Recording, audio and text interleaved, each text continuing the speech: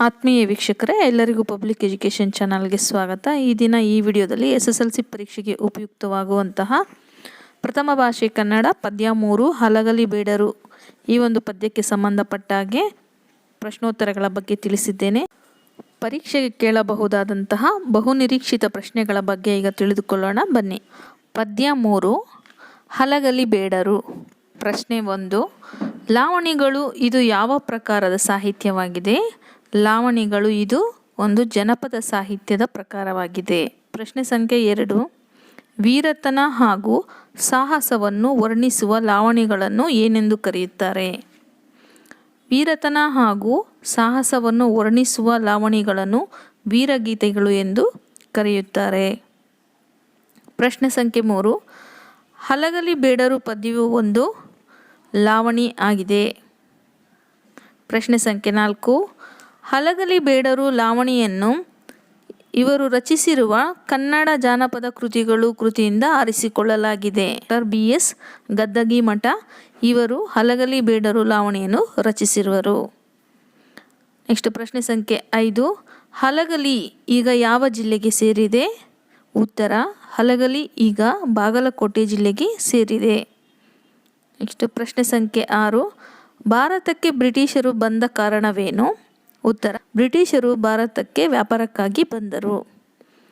ಪ್ರಶ್ನೆ ಸಂಖ್ಯೆ 7, ಪ್ರಥಮ ಸ್ವಾತಂತ್ರ್ಯ ಸಂಗ್ರಾಮ ನಡೆದ ವರ್ಷ ಯಾವುದು? ಉತ್ತರ, ಪ್ರಥಮ ಸ್ವಾತಂತ್ರ್ಯ ಸಂಗ್ರಾಮ ನಡೆದ ವರ್ಷ 1857.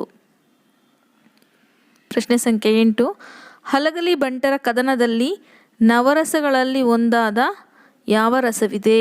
ಹಲಗಲಿ ಬಂಟರ ಕದನದಲ್ಲಿ ನವರಸಗಳಲ್ಲಿ ಒಂದಾದ ವೀರರಸವಿದೆ. ನೆಕ್ಸ್ಟ್ ಪ್ರಶ್ನೆ ಸಂಖ್ಯೆ 9, ಕುಂಪಣಿ ಸರ್ಕಾರ ಜಾರಿಗೆ ತಂದ ಶಾಸನ ಯಾವುದು? ಉತ್ತರ, ಕುಂಪಣಿ ಸರ್ಕಾರ ಜಾರಿಗೆ ತಂದ ಶಾಸನ ನಿಶಸ್ತ್ರೀಕರಣ. ಪ್ರಶ್ನೆ ಸಂಖ್ಯೆ 10, ಬಂದೂಕು ಇದು ಯಾವ ಭಾಷೆಯಿಂದ ಬಂದ ಪದವಾಗಿದೆ? ಬಂದೂಕು ಇದು ಉರ್ದು ಭಾಷೆಯಿಂದ ಬಂದ ಪದವಾಗಿದೆ. ನೆಕ್ಸ್ಟ್ ಪ್ರಶ್ನೆ ಸಂಖ್ಯೆ 11, ಅಮಾನತು ಇದು ಅರಬ್ಬಿ ಪದ. ಹುಕುಂ ಎನ್ನುವುದು ಯಾವ ಭಾಷೆಯ ಪದವಾಗಿದೆ? ಹುಕುಂ ಎನ್ನುವುದು ಹಿಂದೂಸ್ತಾನಿ ಭಾಷೆಯಿಂದ ಬಂದಂಥ ಪದವಾಗಿದೆ. ನೆಕ್ಸ್ಟ್ ಪ್ರಶ್ನೆ ಸಂಖ್ಯೆ 12, ಹತಾರ ಪದದ ಅರ್ಥವೇನು? ಹತಾರ ಪದದ ಅರ್ಥ ಆಯುಧ. ಪ್ರಶ್ನೆ ಸಂಖ್ಯೆ 13, ಬ್ರಿಟಿಷರ ವಿರುದ್ಧ ದಂಗೆ ಎದ್ದ ಹಲಗಲಿಯ ವೀರರು ಯಾರು?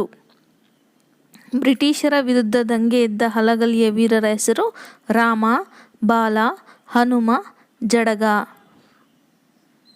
ನೆಕ್ಸ್ಟ್ ಪ್ರಶ್ನೆ ಸಂಖ್ಯೆ 14, ಹಲಗಲಿಯನ್ನು ಲೂಟಿ ಮಾಡಲು ಹೇಳಿದವರು ಯಾರು? ಹಲಗಲಿಯನ್ನು ಲೂಟಿ ಮಾಡಲು ಹೇಳಿದವರು ಕಾರಾ ಸಾಹೇಬ. ಪ್ರಶ್ನೆ ಸಂಖ್ಯೆ 15, ಹಲಗಲಿಯ ಊರ ಅಗಸಿಗೆ ಬಂದು ಬುದ್ಧಿ ಮಾತನ್ನು ಹೇಳಿದವರು ಯಾರು? ಹಲಗಲಿಯ ಊರ ಅಗಸಿಗೆ ಬಂದು ಬುದ್ಧಿ ಮಾತನ್ನು ಹೇಳಿದವರು ಹೆಬಲಕ್. ಪ್ರಶ್ನೆ ಸಂಖ್ಯೆ 16, ವಿಲಾತಿ ಪದದ ಸರಿಯಾದ ರೂಪವೇನು? ವಿಲಾತಿ ಪದದ ಸರಿಯಾದ ರೂಪ ವಿಲಾಯಿತಿ.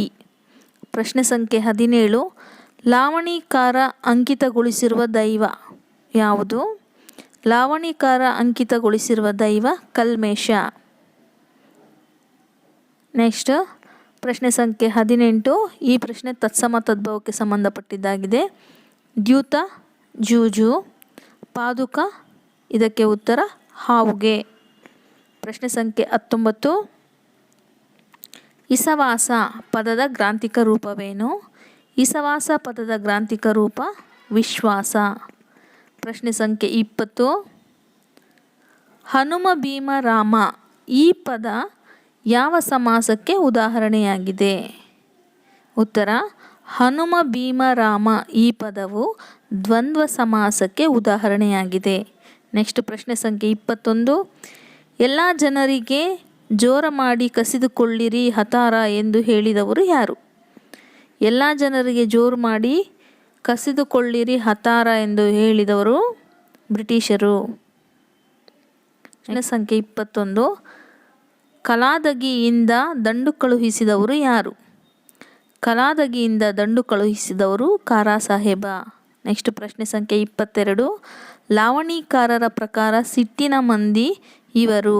ಲಾವಣಿಕಾರರು ಯಾರನ್ನು ಸಿಟ್ಟಿನ ಮಂದಿ ಎಂದು ಕರೆದಿದ್ದಾರೆ?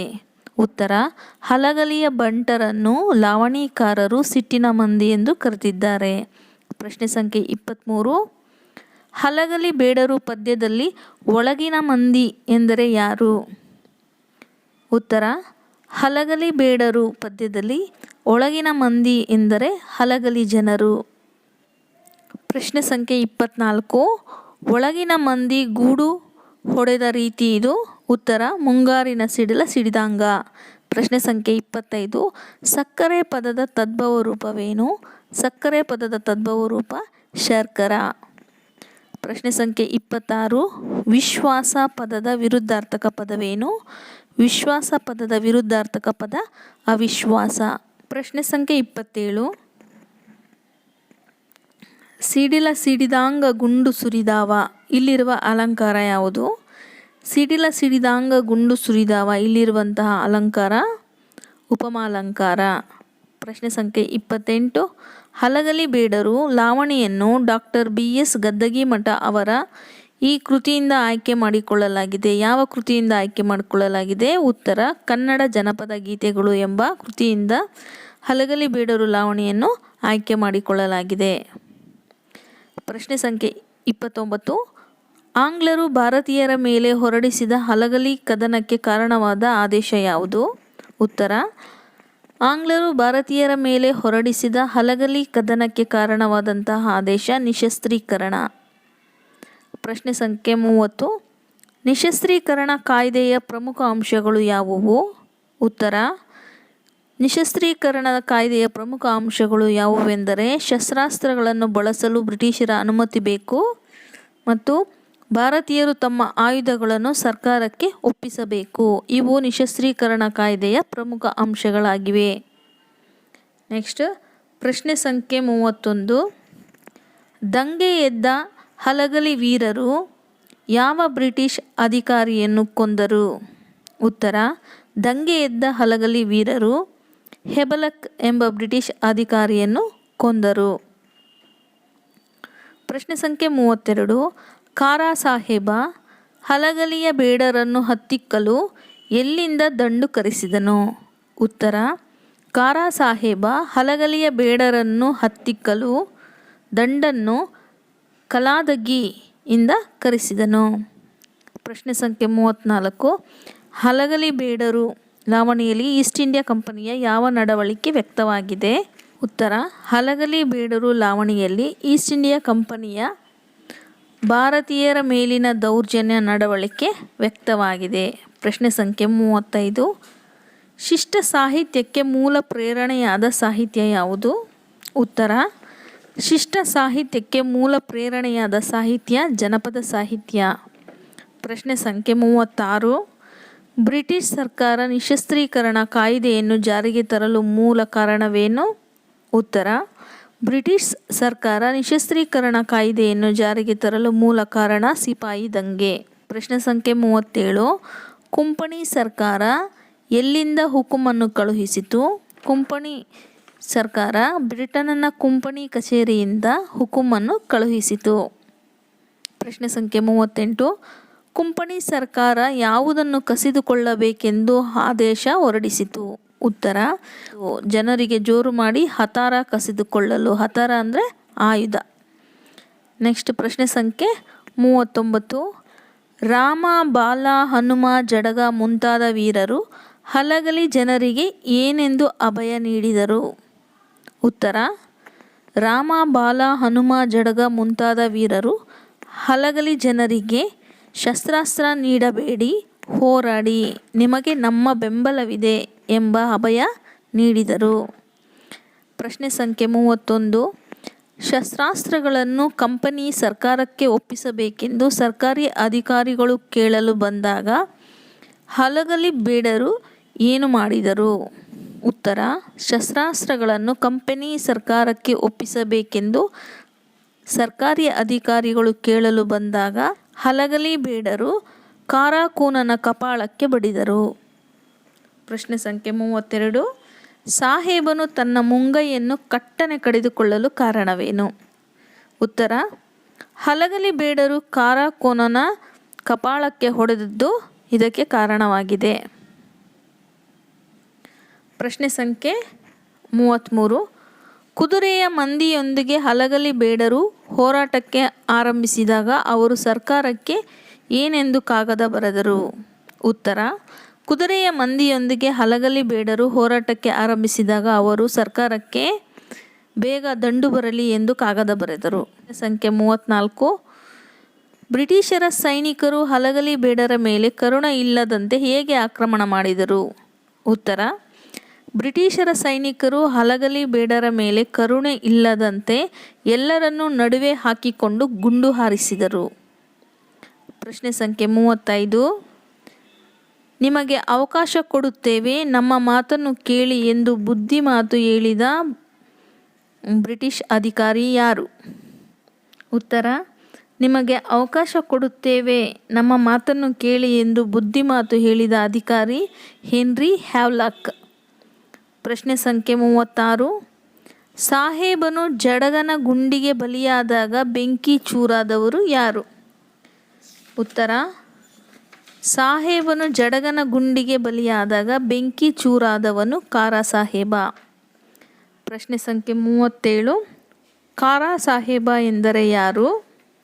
ಕಾರಾ ಸಾಹೇಬ ಎಂದರೆ Alexander William Curry. Next question. ಸಿಕ್ಕ ಹಲಗಲಿ ಬೇಡರನ್ನು ಕೊಂದ ಬಳಿಕ ಸೈನಿಕರು ಹಲಗಲಿಯಲ್ಲಿ ದೋಚಿದ್ದು ಏನನ್ನು? ಉತ್ತರ: ಕೊಡಲಿ, ಕೋರೆ, ಕಬ್ಬಿಣ, ಆಹಾರ ಪದಾರ್ಥಗಳು ಮೊದಲಾದವುಗಳನ್ನು ಸೈನಿಕರು ದೋಚಿದರು. ಪ್ರಶ್ನೆ ಸಂಖ್ಯೆ 39. ಸೈನಿಕರು ಹಲಗಲಿಯನ್ನು ದೋಚಿದ ಬಳಿಕ ಏನು ಮಾಡಿದರು? ಉತ್ತರ: ಸೈನಿಕರು ಹಲಗಲಿಯನ್ನು ದೋಚಿದ ಬಳಿಕ ಊರಿಗೆ ಕೊಳ್ಳಿ ಇಟ್ಟರು. ಹಲಗಲಿ ಬೇಡರ ಲಾವಣಿಕಾರನ ಅಂಕಿತ ಕುರ್ತಕೋಟಿ ಕಲ್ಮೇಶ. ಪ್ರಶ್ನೆ ಸಂಖ್ಯೆ 41. ಅಗಸಿ ಪದದ ಅರ್ಥವೇನು? ಅಗಸಿ ಎಂದರೆ ಹೆಬ್ಬಾಗಿಲು ಎಂದರ್ಥ. ಪ್ರಶ್ನೆ ಸಂಖ್ಯೆ 42. ಕುಮಕಿ ಎಂದರೆ ಅರ್ಥವೇನು? ಕುಮಕಿ ಎಂದರೆ ಸಹಾಯ ಎಂದರ್ಥ. ಪ್ರಶ್ನೆ ಸಂಖ್ಯೆ 43.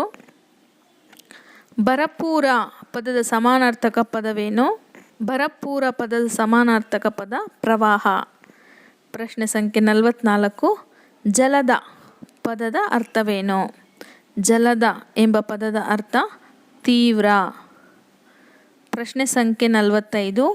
ಮುಂಗೈ ಪದದಲ್ಲಿ ಏರ್ಪಟ್ಟಿರುವ ಸಮಾಸ ಯಾವುದು? ಉತ್ತರ: ಮುಂಗೈ ಪದದಲ್ಲಿ ಏರ್ಪಟ್ಟಿರುವ ಸಮಾಸ ಅಂಶಿ ಸಮಾಸ. ಪ್ರಶ್ನೆ ಸಂಖ್ಯೆ 46. ಕಾರಾಕೂನ ಎಂದರೆ ಯಾರು? ಉತ್ತರ: ಕಾರಾಕೂನ ಎಂದರೆ ಗುಮಾಸ್ತ.